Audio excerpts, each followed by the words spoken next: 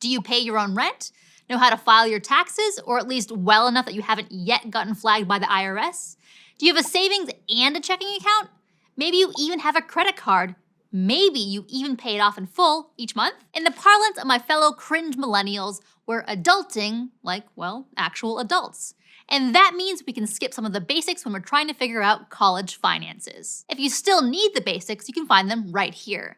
But if you're with me, I'm Erica Brzozowski, and these are the top things to know about college finances for those of us who might be newish to higher education, but aren't so new to the world of money.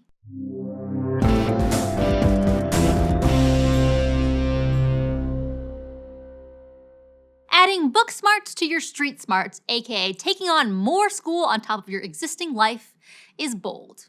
You're up to the challenge though, and we've got the financial tips to get you through. Financial literacy is all about understanding what's going on with your particular money situation, so you can make the best, most informed decisions. That gives you agency over your finances and empowers you to get the most out of every dollar in your wallet, or your bank account, or crumpled at the bottom of your tote bag, or hidden in the shoebox under your bed. So we'll start with tuition and financial aid, wade through taxes and insurance nuances, talk about working while in college, and leave you with some tips on how to cut those college costs. Every penny counts. Or wait, is it every nickel counts now? RIP pennies. The first step to setting yourself up for financial success, both in college and after graduation, is figuring out how much money you'll be dropping on it in the first place. In the US, as of 2023, the average yearly cost of public in-state tuition, or what it costs just to enroll in college, is $9,750 per year.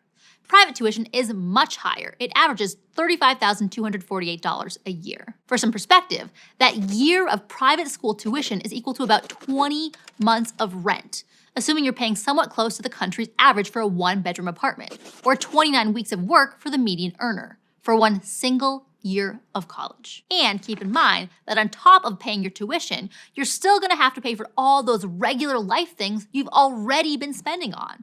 Things like housing and food, as well as more college-specific expenses like textbooks. Combined with tuition, that's known as the full cost of attendance. That number averages somewhere around $27,146 for public in-state schools and $58,628 for private schools. But while college is a huge financial investment, that doesn't mean it's out of reach. You can think of higher education like any other big purchase you might save up for over the course of a few years. And you've got options to help you foot the bill, like scholarships are funds to help you pay for tuition or other attendance costs like housing. And the best part is you don't ever have to pay them back. Scholarships are given out by lots of different places, like the government, your school, or nonprofits. And they can be based on things like merit or financial need or specific criteria, like being an older student, a military veteran, or having kids. You can search scholarship databases or talk to the admissions folks at your prospective schools to get started. Student loans are another option to help you pay for college, but they're a little less straightforward and a lot less yay, free money than scholarships. You have to treat them like a loan for anything else you're familiar with though, and you will have to pay them back with interest. But even though loans definitely aren't free money, they're still worth considering, especially if you can get them from the government. That's because direct loans, or loans that come from the government, have some pretty sweet perks. You don't have to start paying them back until after you graduate. Their interest rates are fixed, which means they won't change over the lifetime of the loan. If your interest rate is 5%, it'll always be 5%. And some types of direct loans won't even start charging interest until you graduate. But there are other kinds of loans too. Like private loans come from private organizations, like banks or even your school itself. And while they're sometimes worth looking into, they have some drawbacks. Like their interest rates might be variable, which means the longer it takes you to pay back the loan, the more likely it is that those interest rates will increase and you'll be stuck paying even more money than you originally anticipated.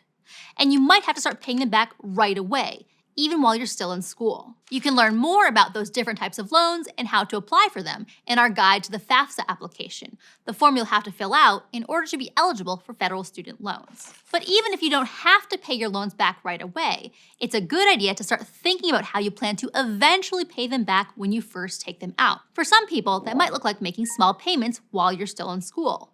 For others, it's more a matter of keeping those loan repayments on your radar and factoring them into your post-school financial planning, which I'm still doing 13 years later. Financial aid can be really key in making your college decision.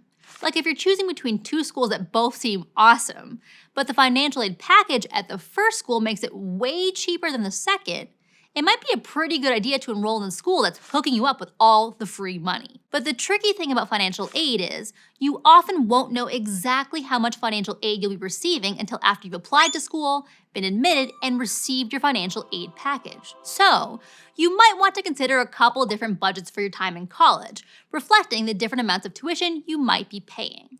It's also a good idea to be really real with yourself before you apply and set a maximum amount you feel you could comfortably afford, just like you would when looking for a new apartment or buying a car. But college isn't all bad for your wallet.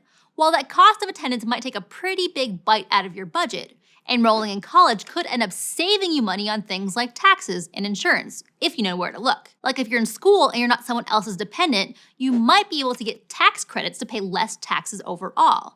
Or you might qualify for tax deductions, which reduce the amount of your income that's taxed in the first place.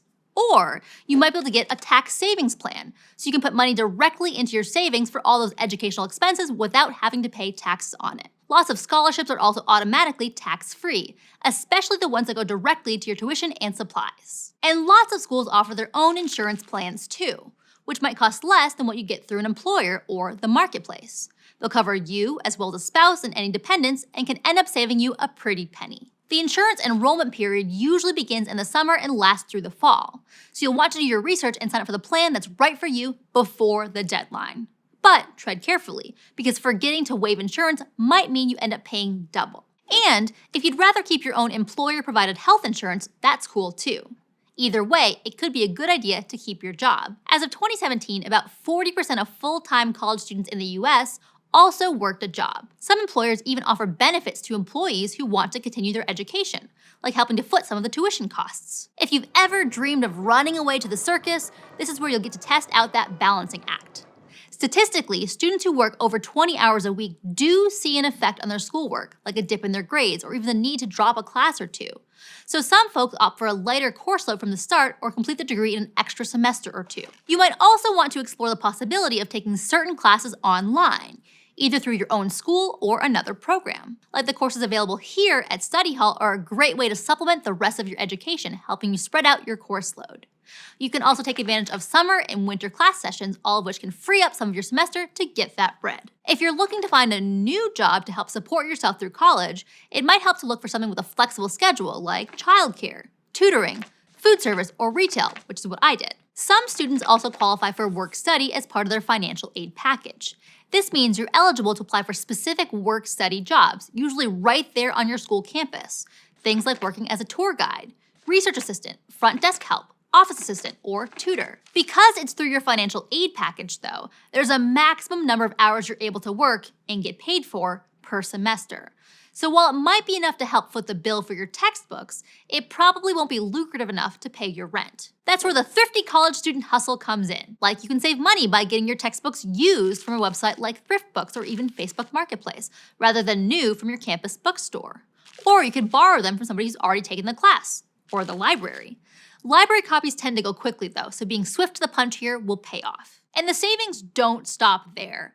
Colleges often have all sorts of free stuff for students, the kind of stuff you'd normally have to factor into your monthly expenses. Like you could say sayonara to that monthly gym membership by taking advantage of your free school gym. You can kiss printing costs goodbye by swinging by the library. And there are always free bagels to be had if you know where to look. Some schools even offer free or discounted childcare to students with kids. Plus, armed with that trusty student ID, you'll be eligible for all sorts of other student discounts. From money off your meals at restaurants, to cheaper movie tickets, to discounted bus fare, to free museum entry, there are tons of opportunities to cut some dollars out here and there. Your exact opportunities will vary depending on where you live, but these days, there are websites like Unidays and Student Beans that compile them for you. Finally, it's also worth sitting down to do the math to make sure those paid college resources are actually worth the money. Like sure, sometimes student housing might come in at less than the going rate in the area, but not always.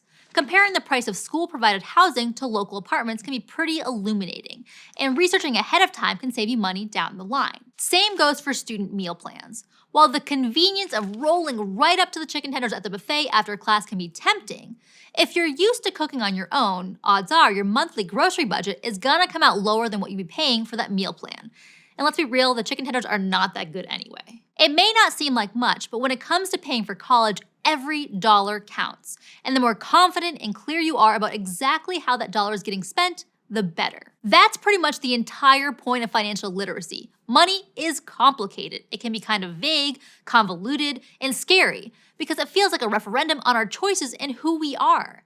But it's also what ties us to really big systems like the government and the economy, which can feel totally out of our control. In the case of money, though, knowledge really is power. Because the more you understand your own personal financial situation, the more empowered you'll be to make the choices that are right for you, both academically and financially. So whatever academic and financial pathways you choose, make sure you're choosing them with knowledge and purpose.